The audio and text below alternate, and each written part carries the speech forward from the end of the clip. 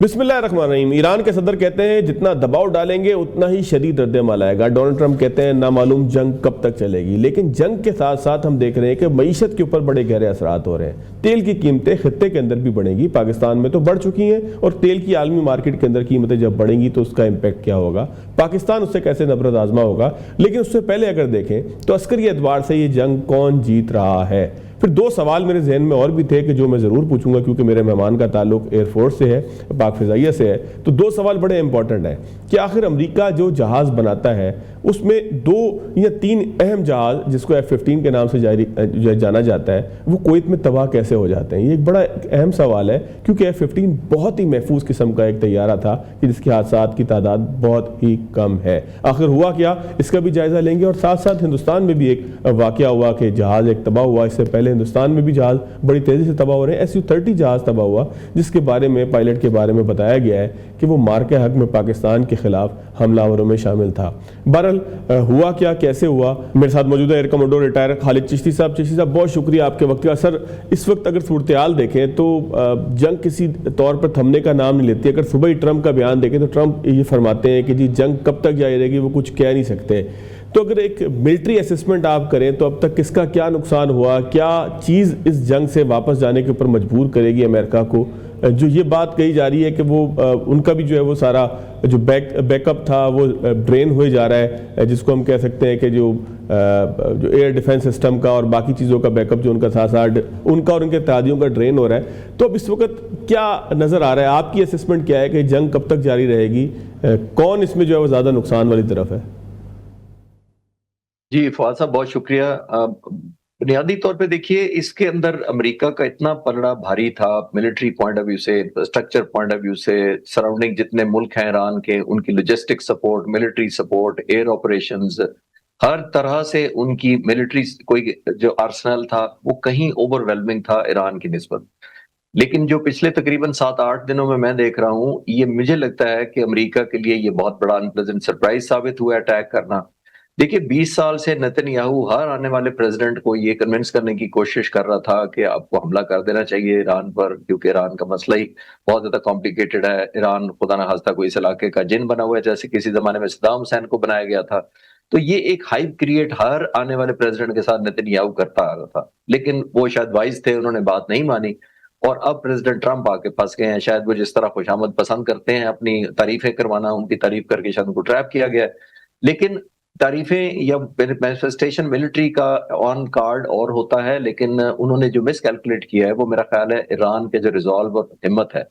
Iran ने देखिए जो डिफेंड किया है वो तो एक ऑब्लिगेटरी है। अमेरिका ने इतनी ज्यादा अपने आप को दुनिया में साबित किया कि हम इनविंसिबल हैं, इनवनरेबल हैं, और इतना ज्यादा कहा कि हम नंबर 1 मिलिट्री हैं, हम यूं कर देंगे। आपने देखा 2 महीने से जो पोस्टरिंग हो रही थी ईरान के खिलाफ, तो ऐसा लगता था कि वाकई वॉक थ्रू होगा सिर्फ।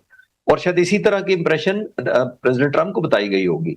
लेकिन पहले दिन उन्होंने, मैं तो ये कहूंगा क्विकली, कि टैक्टिक्स उनके फॉल्टी थे, अनफोल्डिंग साउंड नहीं थी।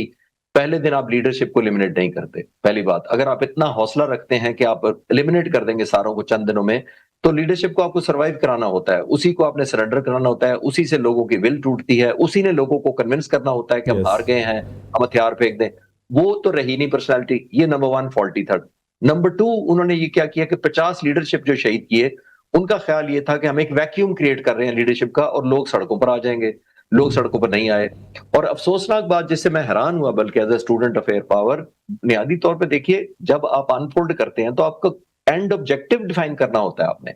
अब आप देखिए, रोजाना की बुनियाद पर प्रेसिडेंट ट्रंप अपना ऑब्जेक्टिव बदल रहे हैं। हमें ये नहीं पता कि वो रिजीम चेंज चाहते हैं, आया वो न्यूक्लियर चाहते थे कंट्रोल करना, आया वो फुट ऑन ग्राउंड करना चाह रहे हैं, या उनकी नेवी को डिस्ट्रॉय करना चाह रहे हैं, या कुर्दों की ऑप्शन करना चाह रहे हैं। एवरी डे वो नए टैक्टिक्स के बताते हैं। That shows the lack of clarity कि उनको अपने ऑब्जेक्टिव्स का नहीं पता। दैट शोज कि उनकी कैलकुलेशन उस तरह नहीं गई, और गई इसलिए नहीं है कि ईरान ऑलमोस्ट 10,000 से लेकर 20,000 का जो शाहिद ड्रोन है उसने लॉन्च किया मिडिल ईस्ट पर, खरबों डॉलर की इकोनॉमी को तबाह कर दिया, स्टैंड स्टिल कर दिया, अरबों डॉलर की मिलिट्री इंडस्ट्री जो इतने अरसे से ग्रो कर रही थी, और जिसकी बुनियाद पर अमेरिका ने ये अड्डे लिए हुए थे कि अगर हम पर हमला होता है आप पर, तो हम आपके दोस्त होंगे, हम आपको बचाएंगे। तो उनको ये नहीं पता था, हमारे अरब मुल्कों को या दोस्त ममालिक को, कि हम अमेरिका की वजह से ही हम स्ट्राइक का निशाना बनेंगे। एक बात, इतनी माइट होने के बावजूद आप सरप्राइज मिल रहा है उनको। अच्छा, दूसरी बात ये है कि ये ऐसा नहीं होता क्रिकेट की, हम सारे इंडिया पाकिस्तान में समझते हैं, मैं क्रिकेट की बात कर देता हूं। अगर किसी बॉलर से विकेटों पर बॉल नहीं लग रही तो आप अंपायर से ये नहीं करते कि बॉल मेरी लेफ्ट पे निकल रही है, जरा विकेटें इधर कर दे ताकि लग दे। आपने विकेटों का निशाना करना पड़ता है। प्रेसिडेंट ट्रंप रोजाना जैसे फुटबॉल का गोल पोस्ट बदलते हैं ना, कि पोल को शिफ्ट करो क्योंकि मेरे से उधर गोल नहीं हो रहा, अपने गोल बदल रहे हैं। तो इस तरह स्ट्रैटेजी तो नहीं दुनिया मानती। ये वर्ल्ड वॉर में 1 में 2 में अमेरिका ने अपने बहुत ज्यादा नुकसान छुपाए थे, लेकिन वो वर्ल्ड वॉर थी। आज से 80 साल पुरानी बातें कर रहे हैं, 90 साल पुरानी बातें कर रहे हैं। उसमें मीडिया तेज नहीं था, इंटेलिजेंस नहीं थी, सैटेलाइट नहीं से, कम्युनिकेशन नहीं थी। अब दुनिया कहां पहुंच गई, अभी भी वो समझते हैं कि लोगों को शायद समझ नहीं आएगी। अच्छा सर, इसमें मुझे एक चीज़ फरमाइएगा कि अब दो अगर वाकयात मैं आपके सामने बयान करूं, दोनों मुतालिक प्रिसीशन स्ट्राइक से। अमेरिका हमला करता है, इसराइल हमला करता है, तो नेवल बेस के बजाय वो मिसाइल या जो भी बम होता है वो जाकर गिरता है एक बच्चों के स्कूल पे, जिसमें बहुत सारी बच्चियां जो है वो शहीद हो जाती हैं। ईरान हमला करता है तो कयास ये है कि एक ऐसे रडार के ऊपर कि जिसका एक गोल सा एक वो जो उसका जो आउटर सिग्नल था या आउटर एंटीना था, उस पे जाके हिट करता है। तो क्या ईरान के पास प्रिसीजन पावर अमेरिका से बेहतर है? नहीं, प्रिसीजन पावर नहीं है। ये जो ड्रोन है ये बहुत एक्यूरेट है। आप हैरान होंगे शायद कि अमेरिका भी अंडर लाइसेंस बनवाना चाह रहा था ये शायद ड्रोन। आप शायद हैरान होंगे कि जो यूक्रेन की जंग है उसमें रूस ने इनसे अंडर लाइसेंस भी और वैसे भी एक्सपोर्ट किए हैं ईरान ने यही ड्रोन। ये लो कॉस्ट है, एक्यूरेट है और जाहिर है स्वार्म करता है या सैचुरेट कर देता है। अब आपने स्कूल की बात की तो मैं एक दिलचस्प बात आपको बताता चलूं। अमेरिका में एक दफा मैं जा रहा था एक गाड़ी में, तो एक रेजिडेंशियल एरिया से गुजरे, वहां बोर्ड लगा हुआ था। जरा रिलेट कर पाइएगा कि अमेरिकी अपने बच्चों के बारे में कितने सेंसिटिव हैं और ईरानी बच्चों के बारे में कितने सेंसिटिव हैं। उस पर बोर्ड पर लिखा हुआ था speed limit 25 kilometre, deaf child in the area. जरा विजुलाइज करें कि एक डेफ बच्चा इधर है जो हॉर्न नहीं सुनेगा तो स्पीड कम करें। अपने बच्चों के बारे में, एक डेफ चाइल्ड के अंदर के बारे में आप इतने सेंसिटिव हैं, तो इधर आपने 160-70 बच्चियों को शहीद कर दिया। तो आपको कम अज कम नदामत होनी चाहिए थी, कम अज कम आपको रिग्रेट करना चाहिए था कि ये मिसफायर हो गया या कुछ हो गया या हमसे गलती हुई या हम खानदानों से अफसोस का इजहार करते हैं। एथिक्स मोरालिटी उधर भी नहीं है। और हैरान कुन प्राइम मिनिस्टर मोदी ने भी आज तक कंडेम नहीं किया। वजूहात हम सब जानते हैं कि क्यों नहीं किया। अच्छा सर, एयर स्पेस बंद है अब खलीजी ममालिक की, एक बहुत बड़ी एयरलाइन है, कतर बंद है, अबू धाबी की जो एयरलाइन है इत्तेहाद वो बंद है, एमिरेट्स बंद है। इतनी बड़ी बड़ी एयरलाइंस हैं कि जो जाहिर है कि हमारी एयर स्पेस के अंदर भी सबसे ज़्यादा फ्लाइट्स इन्हीं की होती हैं, अगर आप नंबर उठा के देखें कराची और इस्लामाबाद से। तो ये एयर स्पेस बंद करना मकसद था, क्योंकि जिस वक्त एमिरेट्स ने फ्लाइटें रिज्यूम की उस वक्त जो है वो कुछ देर बाद जो है, मतलब उसके कुछ देर के अंदर जो है वो एक वहाँ पे आके ड्रोन का अटैक हुआ एयरपोर्ट के करीब। तो क्या ईरान के मद्दे नज़र ये है कि ये फ्लाइट्स ना चलें जिससे नुकसान हो और फिर ये जो इनकी चीखें निकलें? देखिए बाद ईरान के पास ऑप्शन बड़ी महदूद है। ईरान एक तो कॉस्ट बढ़ा रहा है, इकोनॉमिक कॉस्ट। वो बहुत ज्यादा उसकी कैपेसिटी तो है नहीं, जिस तरह वो हर इंफ्रास्ट्रक्चर को तबाह कर रहे हैं, इवन स्पोर्ट्स स्टेडियम को तबाह कर रहे हैं अमेरिकी और इजरायली। तो इसके पास तो ऐसी कैपेसिटी नहीं है कि इजराइल में हर स्टेडियम को तबाह कर दे या पब्लिक सेक्टर की चीजों को तबाह कर दे या किसी स्कूलों को उड़ा दे। तो ईरान के पास ऑप्शन बड़ी महदूद है। ईरान के पास टारगेटिंग स्ट्रैटेजी उस पॉइंट से मैं कह रहा हूं कि बहुत अच्छी है मिलिट्री पॉइंट ऑफ व्यू से। मैं एथिकली सपोर्ट नहीं कर रहा अटैक को। एथिक्स होते तो फिर जानना होती, एथिक्स नहीं है तो यहां तक पहुंच गए। ये दो मुल्क जिन्होंने हमला किया हुआ उनके पास न्यूक्लियर वेपन नहीं है। हमला करने वालों के पास है न्यूक्लियर वेपन, जिस पर कर रहे हैं उसके पास अभी शक है कि होगा। ये स्ट्रेंज बात है दुनिया की। एनीवे, जो आप बात कर रहे हैं कि ईरान के पास ऑप्शन सिर्फ ये है कि एक प्रोहिबिटिव कॉस्ट उन पर इंपोज करे जिन्होंने हमला किया डायरेक्ट, और उन पर भी इकोनॉमिक वार करे जो कंट्रीब्यूट कर रहे हैं डायरेक्टली या इनडायरेक्टली। वॉर जनरेशन के अंदर ये बेसिस क्योंकि कर रहे थे, इतने सालों से यहां पे हैं। तो ईरान ने ये नहीं किया कि 500 मिसाइल मार दिए हों दुबई एयरपोर्ट पर। उन्होंने सिंबॉलिक स्ट्राइक किया है, उन्होंने एलिमेंट ऑफ फियर क्रिएट किया है, उन्होंने एलिमेंट ऑफ पैनिक और अपना हौसला और रिजॉल्व दिखाया कि हम आपको हिट करके यहां तक पहुंच सकते हैं। तो ये आप बैकग्राउंड देखें कि उसके पास इकोनॉमिक कोलैप्स इनडायरेक्टली तरीके से कर रहा है। वो 50 की जगह 200 मिसाइल भी मार सकता था।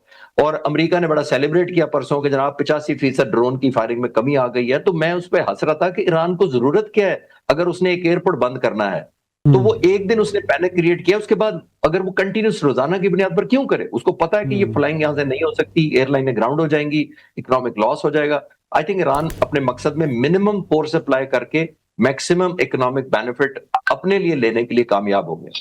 सर मैं दो सवाल आपसे करना चाहता हूँ, एक एक करके कर लेता हूँ, बड़ा टेक्निकल सवाल है। F-15 کیسے تباہ ہوا کویت کے اندر، جس کو فرینڈلی فائر قرار دیا؟ آپ اگر اس کی تحقیقات کریں یا آپ کو جتنی بھی معلومات ہوں اس سے اگر آپ اس کا انالائز کریں تو آپ کو کیا لگتا ہے فرینڈلی فائر کیوں ہوا، کیسے ہوا، کیا ہو جاتا ہے اسی طریقے سے جہاز اتنے ولنریبل ہوتے ہیں، اتنے مہنگے مہنگے جہاز کہ جو فرینڈلی فائر میں تباہ ہو جائیں جب آپ کویت میں اڑ ہی رہے ہیں؟ جی دیکھیے بات یہ 1960 میں جہاز بنا تھا پہلی دفعہ، آپ اندازہ لگائیے. یہ جو F-15E جو تباہ ہوا ہے یہ 1980 میں مینوفیکچر کیا گیا تھا. تو اس کو اڑتے ہوئے بھی آپ سوچ لیں کتنا سال ہو گئے، تقریباً 45-50 سال ہونے والے ہیں اس جہاز کو اڑتے ہوئے. اور ایک دلچسپ بات یہ ہے کہ آج تک کسی بھی کامبیٹ کے اندر یہ جہاز تباہ نہیں ہوا، یہ پہلی دفعہ تباہ ہوا. یہ بھی دیکھیے ذرا، F-15 اتنا ریلائبل سسٹم ہے کہ اسرائیل کا ایک دفعہ ایک ونگ پورا اڑ گیا تھا، مڈ ایئر ہو گیا تھا، دو جہاز آپس میں ٹکرا گئے تھے. یہ اتنا ریلائبل اور اتنا ایروڈینامکلی ساؤنڈ جہاز ہے کہ اسرائیل کے ایک جہاز کا ونگ پورا اڑ گیا تھا تو پھر بھی وہ لینڈ کرانے میں پائلٹ اس کو کامیاب ہو گیا تھا، تھرسٹ کی بنیاد پر، انجن کی بنیاد پر. تو اتنا روبس جہاز ہے، میں کہنا یہ چاہ رہا ہوں. اس کے باوجود آپ نے پہلی دفعہ خود شوٹ کر دیا. جو سب سے حیران کن بات ہے وہ یہ ہے کہ فرینڈلی فائر میں ایک ماننے کو تیار ہوں. دیکھیے فرینڈلی فائر کا مطلب یہ ہوتا ہے کہ آپ نے دشمن سمجھ کر اپنے جہاز کو مار دیا. وہ ہوتا ہے پینک کی وجہ سے، ایک ایلیمنٹ آف ایگزائٹی ہوتی ہے جنگ کی، فوگ آف وار ہوتا ہے، ڈیٹا انکمپلیٹ ہوتا ہے، ٹائم کمپریسڈ ہوتی ہے سچویشن. تو ایک ایلیمنٹ آف کمپریشن ہوتی ہے. ایک آپ کو سر یہاں پہ میں قطع کلامی کی مجھے معذرت دیجیے گا سر، کمبیٹ تو کوئی چل نہیں رہا تھا. کون سی ایران کی کون سی ایئر فورس اڑ کر وہاں پہ آ گئی تھی، کوئی ڈاگ فائٹ چل رہی تھی، اس کے اندر آپ نے جو اپنے فرینڈلی فائر کر دیا. میرا خیال ہے ایئر اسپیس تو کلیئر تھی، کوئی تھوڑا بہت خطرہ تو ظاہر ہے ہوتا ہی ہے میزائل شیزائل کا یا ڈرون کا، کوئی ایسی ڈاگ فائٹ تو نہیں تھی. اور یہ امریکہ کے طیارے ہیں سر، یہ کوئی اناڑی پائلٹ نہیں ہے کہ آپ کے جن کا جہاز ہے وہی اڑا رہے ہیں. نہیں میں کامبیٹ ڈاگ فائٹ کو نہیں کہہ رہا تھا، میں حالت جنگ کو کہہ رہا تھا. چلے میں اس طرح اگر میں نے یہ پریشر دیا، کامبیٹ کا مطلب یہ نہیں تھا. کامبیٹ کا مطلب یہ ہے کہ دو ملکوں کے درمیان جنگ ہے، کوئی کسی کو بھی مار سکتا ہے، کوئی کلوز آن ہو سکتا ہے، کوئی سرفیس ٹو ایئر میزائل ہے. یعنی پیس نہیں ہے. میں کہنا یہ چاہ رہا ہوں کہ جب امن نہیں ہے اس ایریا میں، چاہے وہ مس کیلکولیشن ہو، تین جہازوں کو مارنا بہت انپریسیڈنٹڈ ہے. اور اگر یہ واقعی انہوں نے مارا ہے، پہلے تو میرا خیال یہ تھا کہ شاید ایران نے کوئی S-300 میزائل لے لی ہیں جو روس سے ان کا ایگریمنٹ ہوا تھا ایون جون 2025 کے کانفلکٹ سے پہلے کا، وہ ان کو ڈیلیور نہیں ہوئے تھے. وہ تھوڑا ڈسپیوٹ تھا، ان کو ٹریننگ وہاں دیں گے یا ان کے آپریٹر اڑائیں گے تو ان کے جائیں گے، وہ کنفیوژن کی وجہ سے ڈیلے ہوا تھا. میں سمجھ رہا تھا کہ 7 مہینوں میں شاید ایران کو اس نے دے دیا ہوں تو اس نے S-300 سے مارا ہو، وہ بڑی لائکلی تھی. لیکن اگر ابھی تک کیونکہ ایران نے سبسٹینشیٹ نہیں کیا اس بات کو، صرف کلیم کیا تھا، تو میرا خیال ہے اگر فرینڈلی بھی ہے تو اور زیادہ افسوسناک بات ہے کہ امریکہ نے پچھلے 30 سالوں سے ان ایریاز کے اندر اپنے اڈے لیے ہی اس لیے تھے کہ جب وقت آئے گا تو ہم آپ کو پروٹیکٹ کریں گے. وہ بجائے امریکہ ان کو پروٹیکٹ کرتا، ان کو امریکہ کو پروٹیکٹ کرنا پڑ رہا ہے اور خود ہٹ لینی پڑ رہی ہے یا ڈیمیج لینا پڑ رہا ہے. ایک بات، GCC کے یہ ممالک 1981 کے وہ ہیں ایک ممبر ہیں آپس میں، سارے کے سارے جہاں پہ ہیں. آج تک انہوں نے امریکہ سے فاضل صاحب جتنی ڈیل کی ہے بیسز کے بارے میں، بحرین ہو، قطر ہو، UAE ہو، سعودی عرب ہو، سب نے انڈیویجولی ڈیلز کی ہوئی ہیں. آپ حیران ہوں گے کہ ایک ملک کو دوسرے ملک کے بارے میں نہیں پتا کہ بحرین میں اڈا جو ہے امریکہ کا وہ کیا کس ٹرم پر چل رہا ہے، تو انہوں نے جوائنٹلی ڈیل نہیں کی تھی. تو coming back to it, I think میسو کنفیوژن ہے یا لیک آف ٹریننگ ہے کویتی کو، یا انہوں نے صرف اتنا سمبولک کیا ہوا تھا کہ ان کو انوالو ہی نہیں کیا ہوا تھا ایئر ڈیفنس سسٹم کے اندر، کویتی ایئر ڈیفنس کنٹرولرز کو اور پائلٹس کو، اس وجہ سے مس ہیپ ہوا ہے. لیکن وے فارورڈ میرا خیال ہے اس ہر برائی میں سے جو اچھائی نکلتی ہے وہ یہ ہے کہ اب ان تمام GCC ملکوں کو ریلائز کرنا چاہیے کہ مل کر امریکہ سے کہیں کہ آپ ہمارے لیے ایسٹ نہیں بلکہ آپ لائبلٹی تھے پوری جنگ کے اندر، تو آپ تشریف لے جائیں. اور اگر وہ نہیں تشریف لے جا رہے تو پھر ایسی ٹرمز کریں کم از کم جس سے یہ طے کروا لیں کہ آپ یہاں سے لانچ کر کے کسی مسلمان ملک پہ حملہ نہیں کریں گے. ٹھیک. اچھا سر، ایک دوسرا سوال وہ جو میں نے آپ سے پہلے کہا تھا کہ وہ بھی آپ سے ریلیونٹ ہے، انڈیا کے ساتھ سر کیا ہو رہا ہے؟ پہلے جو ہے وہ ایئر ڈیفنس جو ایئر شو تھا دبئی کا، وہاں پہ ان کا جہاز تباہ ہوا، پھر سنا ہے وہ فلیٹ ہی پورا کا پورا جو ہے وہ جو گھر پہ بناتے بناتے وہ جہاز کا فلیٹ ہی ختم ہو گیا. وہ تو ایک پرانی ڈسکشن ہوگی. لیکن ابھی ایک ان کا Su-30 جو ہے وہ گر کے تباہ ہو گیا. سر یہ کس وجہ سے ہوا؟ یہ نارمل سی بات ہے، ہو جاتا ہے ایسے دونوں پائلٹ جس میں کام آ جائیں؟ نہیں، بہت کم اس طرح ہوتا ہے. ایکسیڈنٹ تو چلے بہت نارمل بات ہے، فلائنگ اتنا ڈینجرس یا ایک چیلنجنگ ہے سچویشن یا ایک پروفیشن ہے جس کے اندر رسکی فیکٹر ہے بہت زیادہ ہے. لیکن انڈیا کا ایک ریکارڈ بہت عجیب و غریب سا ہے، وہ میں آپ کو ایک صرف جہاز کے ریفرنس سے پیش کر دیتا ہوں، بہتر سمجھ پائیں گے اور میں اس کو وجہ بعد میں بتاؤں گا. دیکھیے ابھی جو MiG-21 کے 2 اسکواڈرن آخری رہ گئے تھے، انہوں نے ستمبر میں گراؤنڈ کیے ہمارے مارکے کے بعد یہ آخری 2 اسکواڈرن تھے MiG-21 کے. MiG-21 انڈیا نے تقریباً 850 جہاز انڈکٹ کیے ہیں پچھلے تقریباً 55 سالوں میں. 60 सालों के अंदर। तमाम में से 850 में से 400 क्रैश किए, उसमें से 200 पायलट इंडियन अपनी जान से गए, जहाजों के साथ चले गए। 30 सिविलियन, 30 इनोसेंट सिविलियन भी जमीन पे मारे गए। ये मैं सिर्फ आपको मिग 21 का डाटा बता रहा हूं कि आधा फ्लीट क्रैश हुआ, 850 में से 400 जहाज क्रैश। ये वही फेमस जहाज है जिसके बारे में कहा जाता था कि विडो मेकर है या फ्लाइंग कॉफिन है।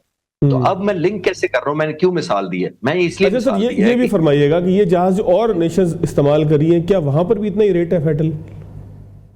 कहां पे जी, सॉरी दोबारा सवाल। जो और नेशंस इस्तेमाल कर रही हैं, जैसे रशियन साख्ता ये जहाज है, तो क्या रशिया में भी यही रेट है?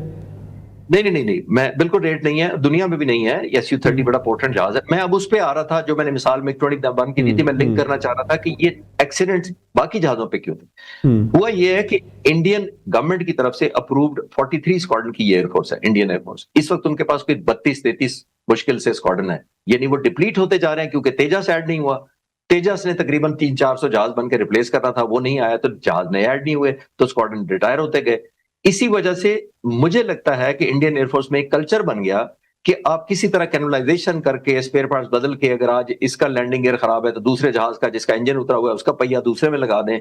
ये कैनुलाइजेशन गाड़ियों में, मोटरसाइकिलों में तो हम करते हैं, लेकिन जहाजों में इस तरह नहीं होता। तो इंडिया में बहुत ज्यादा कैनुलाइजेशन का एयरफोर्स में ट्रेंड है कि किसी तरह मेकशिफ्ट अरेंजमेंट करके, टेम्पररी अरेंजमेंट करके जहाजों को उड़ाया जाए।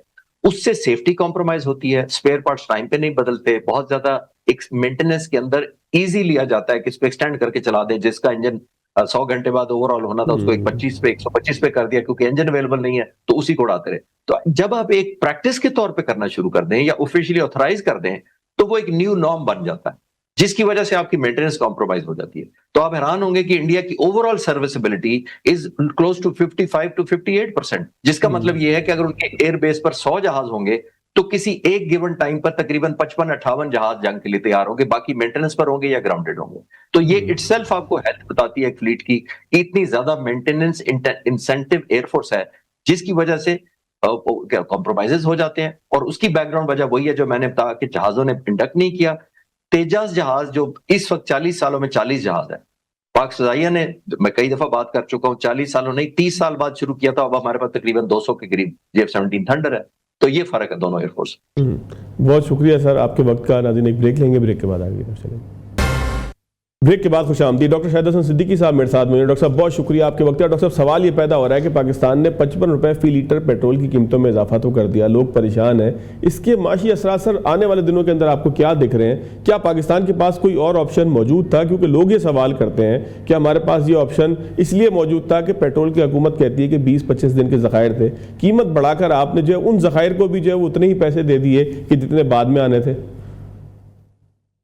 बहुत शुक्रिया आपका।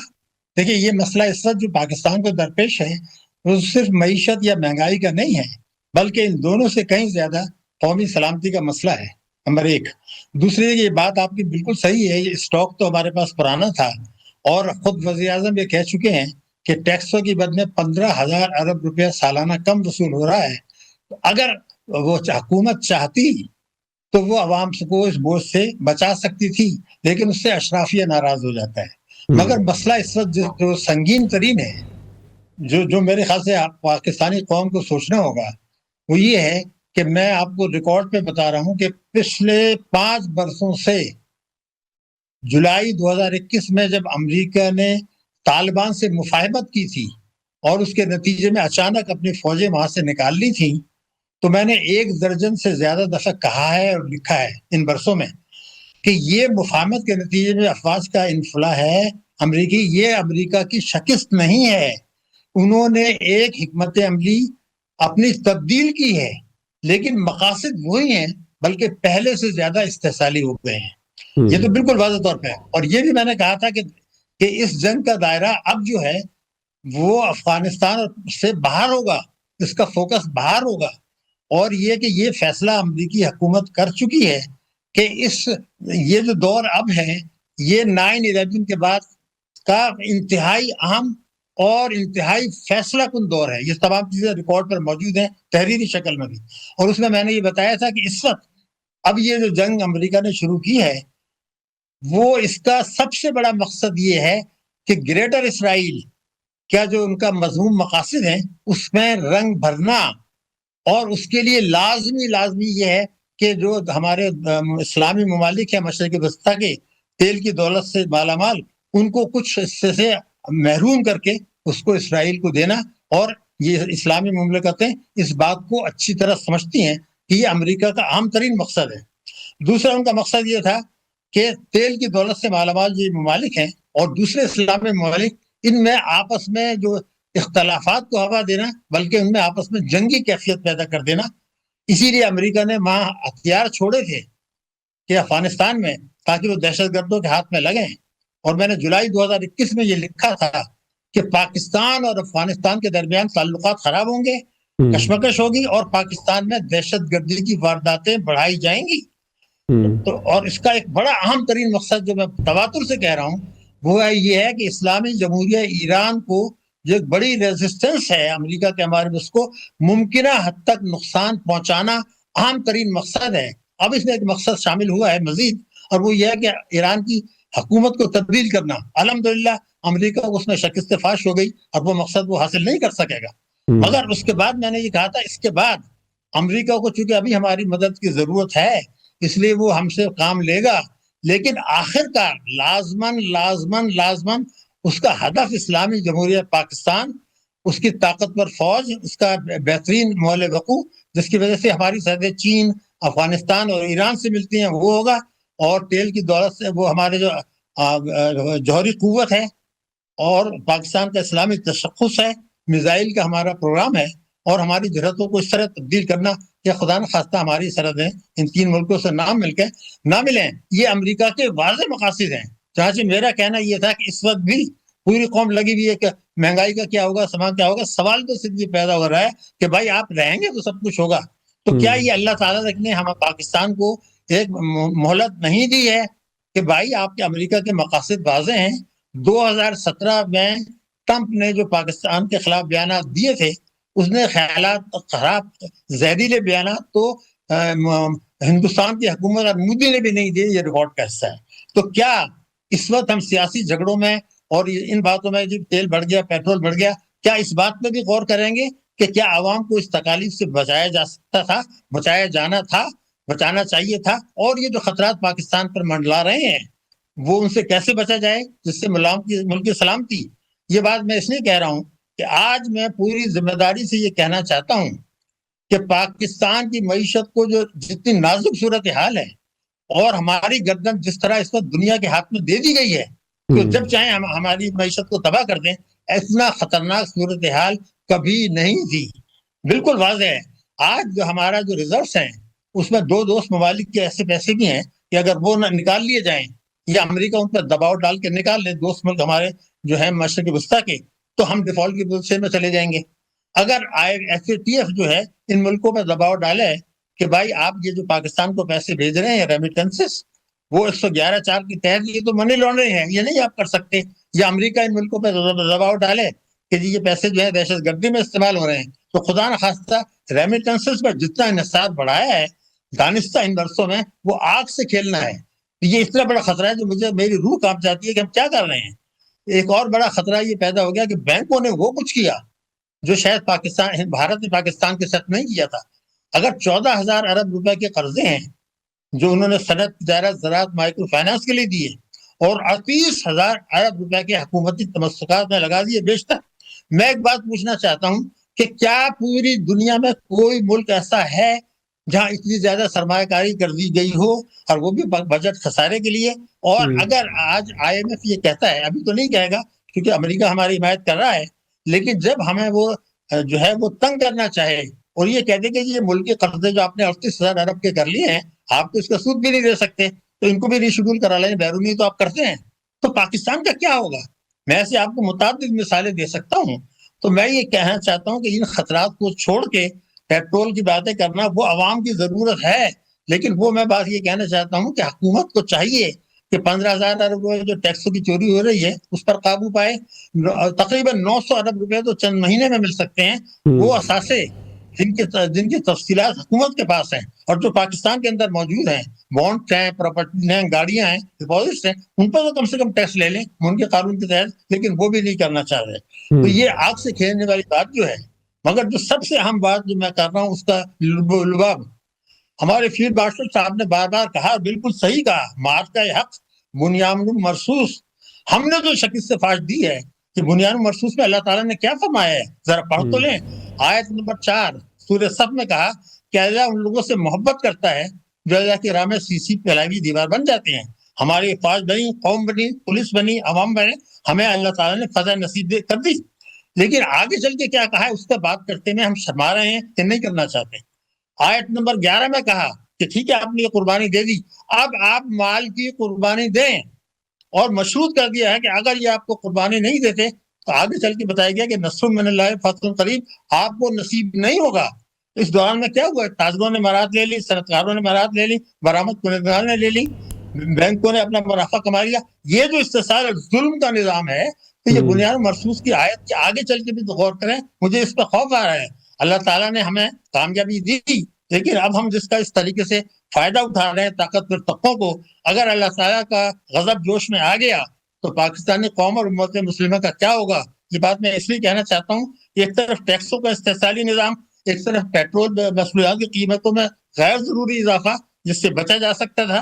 پھر بینکوں کو کھلی چھٹی دے دی گئی کہ وہ کھاتے داروں کا منافع کم کر دیں، قوم کی قوت خرید کم کر دیں، لوگوں میں مایوسی بددلی پھیلا دیں. تو ہم نے جب دہشت گردی کی جنگ شروع کی، خاص طور سے ایسے وقت جبکہ یہ سنگامی صورتحال تھی، خیر وہ فوج کا فیصلہ تھا، انہوں نے سوچا ہوگا صحیح، لیکن اگر اقتصادی دہشت گردی حکومت روکتی نہیں ہے تو بھی یہ کامیابی نہیں ہوگی. یہ میں 9/11 کے بعد سے کہہ رہا ہوں. اقتصادی دہشت گردی کو روکنا، لوگوں کو دماغ کو جیتنا، یہ بڑا ضروری ہے. اچھا سر ایک چیز مجھے یہ فرمائیے گا سر، حکومت کے پاس اب آنے والے دنوں میں ظاہر ایک مہنگائی کا ایک طوفان ہوگا، اب بہت ساری چیزیں بڑھیں گی جو پیٹرول کے ساتھ تھیں، اور پیٹرول اب اس وقت ٹرمپ تو کہتا ہے کہ جی مجھے نہیں معلوم کہ جنگ کب تک رہے گی، بہت طویل عرصے تک بھی رہ سکتی ہے، جو بھی میٹر ہو. اب پاکستان اور پاکستانی عوام اس سے اوورکم کیسے کریں گے؟ یہ کیسے اس کے آگے بند بنے گا؟ کیا حکومت کے پاس سبسڈی دینے کا یا حکومت کے پاس کوئی ریلیف فنڈ ایسے جو پیسے استعمال کرنے کا کوئی آپشن ہے؟ جی بالکل ہے. اگر حکومت چاہے، میں صرف ایک جملہ کہہ دوں اور میں یہ اسٹیمپ پیپر پر لکھ کے لیے تیار ہوں، اگر تینوں پارٹیاں جو اس اقتدار میں ہیں اپنے انتخابی منشور پہ جو مشترکہ مقامات ہیں ان پر عمل کر لیں اور آئین پر عمل کر لیں، تو میں آپ کو یہ تحریر دینے کے لیے تیار ہوں کہ چند مہینوں کے بعد پاکستان عوام کو ریلیف دے سکتا ہے.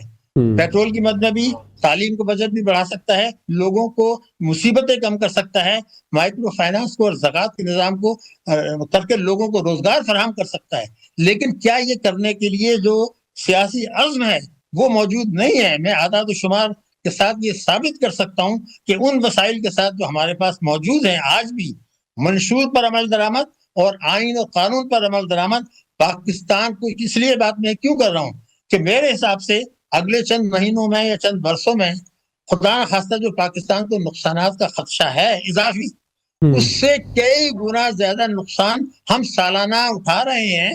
اب طاقتور طبقوں کو مراد دے کر، ملکی اشرافیہ کو نواز کر، بیرونی اشرافیہ کو نواز کر، یہ ہم خود ظلم کا نظام کر رہے ہیں. حضرت علی نے کیا فرمایا تھا کہ کفر کا نظام چل سکتا ہے، ظلم کا نہیں. آپ نے دیکھا کہ بھارت میں کل کفر کا نظام چل رہا ہے، وہ اس جنگ میں بھی فائدہ اٹھا رہا ہے، لیکن ہم نے انصاف کو دفن کر دیا ہے گا. اور آپ نے دیکھا کہ عدلیہ نے اپنا احتساب شروع کیا، لیکن آج میں پوری ریکارڈ پہ کہنا چاہتا ہوں کہ پاکستان میں عوام کو انصاف نہیں مل رہا ہے عدالتوں سے. سٹی کورٹ اور ڈسٹرکٹ کورٹ جو ہے وہ لوگ کہتے ہیں کھلے عام کہ جی ہم نے جج کو کر لیا ہے.